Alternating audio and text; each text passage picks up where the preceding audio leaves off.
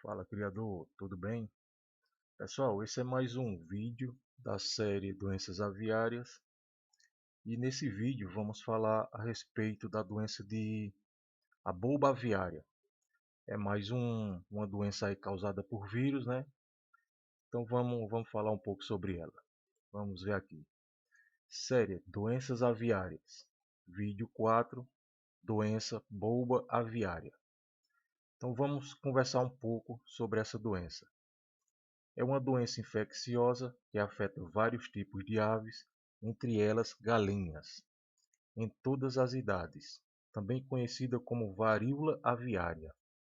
A popular pipoca ou caroço, né, é conhecida aí por uns sintomas dela, que apresenta caroços. Sua principal característica é produzir nódulos escuros na pele, em volta dos olhos, bico, crista e barbelas. É eliminado nos tecidos das mucosas e pele contaminados. Então ele é eliminado nesse sentido da ave, o vírus sair para fora da ave, né, através da mucosa e pele contaminada. Quando o caroço seca, cria uma pele e essa pele ela torna o vírus externo à ave para poder contaminar outras aves. Observação: aves adultas são menos suscetíveis, por já possuírem um certo grau de imunidade. Portanto, pintos são mais frágeis e suscetíveis.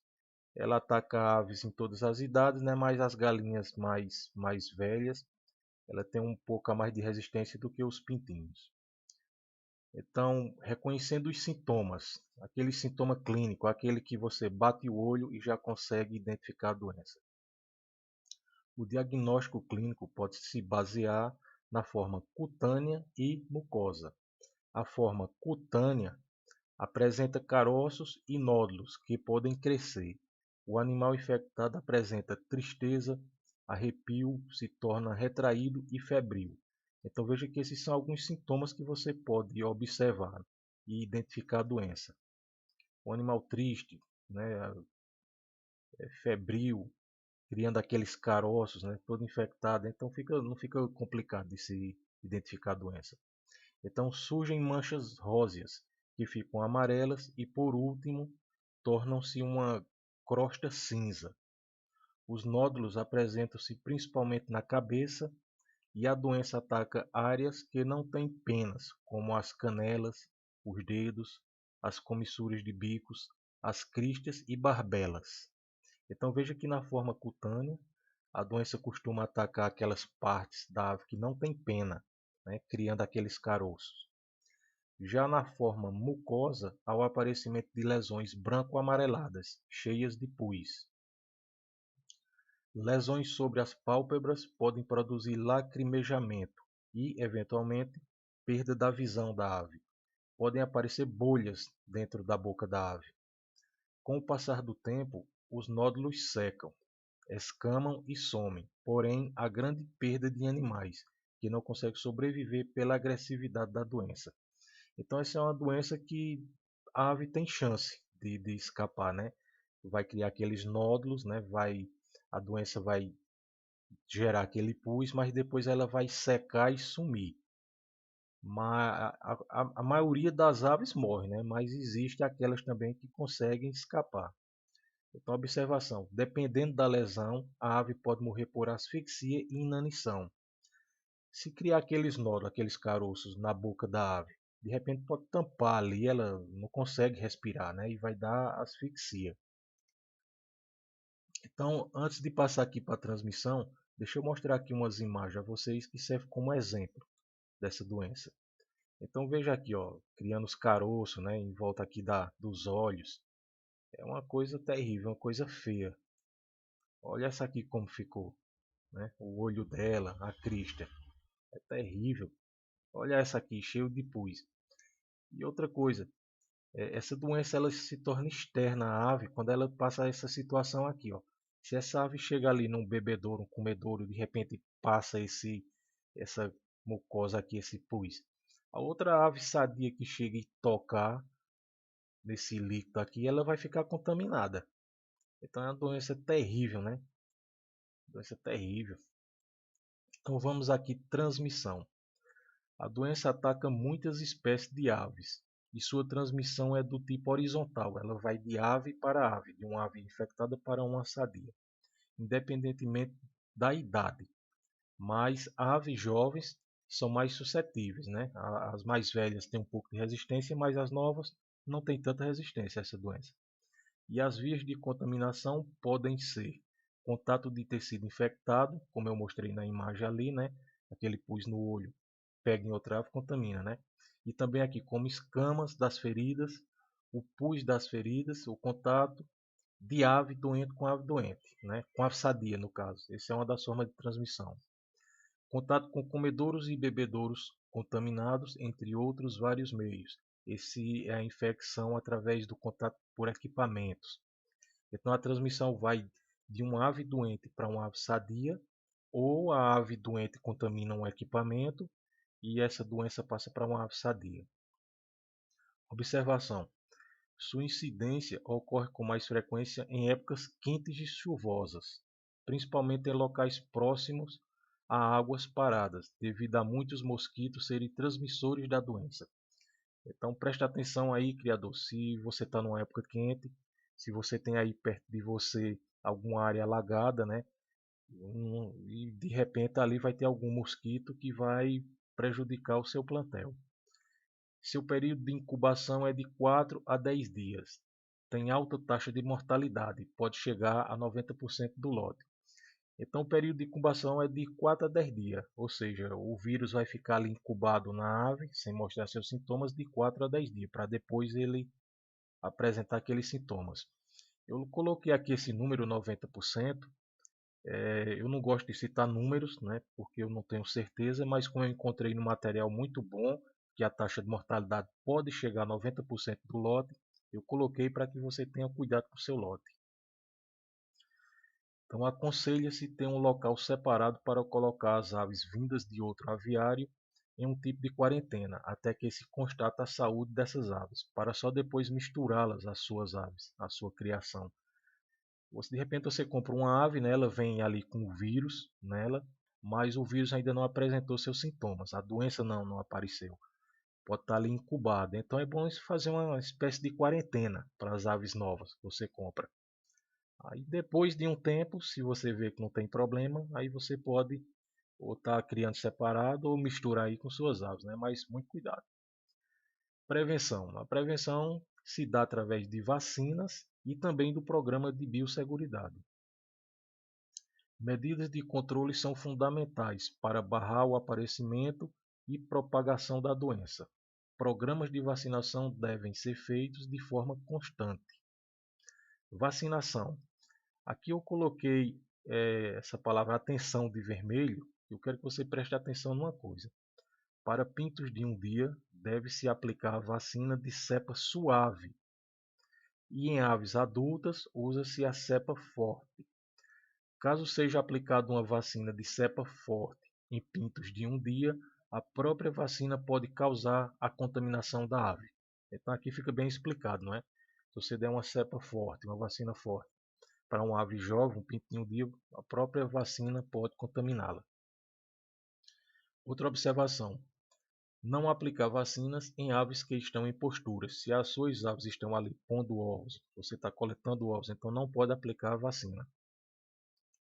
Vacinas preventivas. Eu selecionei duas, de dois laboratórios diferentes, e vamos falar um pouco sobre ela. Aqui a Nobilis AE-Pox, indicada para aves de idade superior a 8 semanas. Então preste atenção aqui, 8 semanas. Administração. Função da membrana da asa. Esquema de vacinação. Futuras poedeiras e reprodutoras. Vacinação normal entre 8 e 16 semanas de idade e revacinar após o período de muda. Então veja que essa vacina não é para pintos de um dia. Existem as vacinas, né, que você pode aplicar em conjunto com a vacina de doença de maré para pintos de um dia, mas não é o caso dessa. Aplicação dessa vacina. Vacinação por punção na membrana da asa. Como é que se faz? Mergulhar a agulha dupla, a qual acompanha a embalagem do produto, na solução vacinal antes de aplicar em cada ave. Aí vamos ver aqui outra vacina, a bulba das aves forte, indicada para galinhas reprodutoras, galinhas poedeiras comerciais e frangos de corte, no controle da bulba aviária. Administração. Ela é aplicada na punção da membrana da asa e escarificação da coxa. Então, duas formas de aplicar. Esquema de vacinação. A vacinação é recomendável a partir de 21 dias de idade. Então, essa vacina aqui ela é a cepa forte. Se aplicar em uma ave jovem, ela pode prejudicar a sua ave. Como é que se aplica essa vacina? Vacinação por punção da membrana da asa. Após a reconstituição da vacina com o diluente, mergulhar o aplicador no frasco e perfurar a membrana da asa pela parte de baixo da asa, né? Essa membrana da asa ela deve ser perfurada pela parte de baixo, tomando cuidado de evitar as penas, vasos sanguíneos, nervos e ossos. Cuidado para não atingir esses tecidos. Repetir o procedimento para cada ave. Escarificação da coxa. Como é que se aplica na coxa? Aqui é uma maneira bem fácil. Você vai retirar algumas penas da região interna da coxa, mergulhar o bulbo de uma pena na vacina reconstituída e aplicar sobre os folículos das penas retiradas. Você vai arrancar uma pena, mergulhar na vacina e passar ali naqueles buraquinhos onde era a pena. Observação: após 7 dias, observar o local de aplicação e verificar a pega da vacina, nódulos, que dentro de poucos dias desaparecem. Então, assim, quando você aplica a vacina, ela vai criar um nódulozinho. Isso vai indicar que a vacina funcionou. Se não criar esse nódulo, é porque não funcionou, certo? Se esta reação não ocorrer, deve-se repetir a vacinação. O controle é realizado pela imposição da restrição de pessoas, aves e outros produtos vindos de fora do aviário, entre outros meios. A ave deve ser bem abrigada, bem alimentada e protegida de frio, chuva, umidade e impedir que mosquitos a piquem, o que poderá transmitir a doença de aves a aves que ainda não possuem a doença. Então veja, se você tiver uma ave aí no seu criatório acometida dessa doença, você tem que abrigar ela, deixar ela abrigada, bem alimentada, protegida e procura separar das outras. Tenha um cuidado para o mosquito não picar essa ave e picar uma ave sadia, porque vai ocorrer a transmissão da doença. As formas de tratamento são vacinação com vírus vivo, desinfecção dos galinheiros e drenar poças de água estancada para combater o vetor mosquito. Então preste atenção aí, quem mora numa região quente e tem alguma área alagada. Bom, aqui o programa de biosseguridade, eu falei sobre ele no primeiro vídeo, expliquei como funciona, ele é muito importante, ele tem que funcionar em conjunto com o programa de vacinação, porque se você tiver uma boa vacinação, mas você não tiver um programa de biosseguridade, você pode se prejudicar. Quem quiser aprender mais sobre esse programa, volte ao vídeo 1, que lá eu vou descrever esse programa bem direitinho. Mas, se você quiser também, você pode vir aqui ó, no link abaixo da descrição do vídeo. Você vai encontrar esse link que vai te levar para o site da Embrapa e lá você vai poder estudar sobre o programa de biosseguridade. Você vai clicar em qualquer um desses tópicos aqui, por exemplo, higienização. Você clica, vai abrir uma janela e vai te dar um procedimento de higienização. Da mesma forma, vacinação, cuidados com a ração e a água. Se você quiser aprender, tiver a curiosidade, vá lá no link da descrição e procure conhecer um programa de biosseguridade, porque ele é tão importante quanto a vacinação. Então, bem, pessoal, esse aqui foi o quarto vídeo da série Doenças Aviárias. Falamos um pouco aqui a respeito da bulba aviária. É uma doença, ela é bem perigosa, né? Transmitida por um vírus. E tomei como exemplo aquelas imagens. Veja como é que a ave fica, não é? Fica numa situação bem triste, bem complicada. Agora imagina se você tem aí o seu lote, né, para comércio, comercializar. Isso aí vai atrapalhar muito o seu comércio, né? É um meio de vida que você tem e vai lhe atrapalhar muito. Bom, então espero que esse vídeo tenha te ajudado. Fique de olho no canal, porque toda sexta eu posto um vídeo. Se você puder me ajudar deixando um like, deixando um comentário, se inscrevendo no canal, eu agradeço. porque a gente estuda bastante para elaborar um vídeo desse, tentando ajudar você que assiste o nosso canal. Então é isso. Boa sorte aí na sua criação e deixa ali o seu like e o seu comentário. E até o próximo vídeo.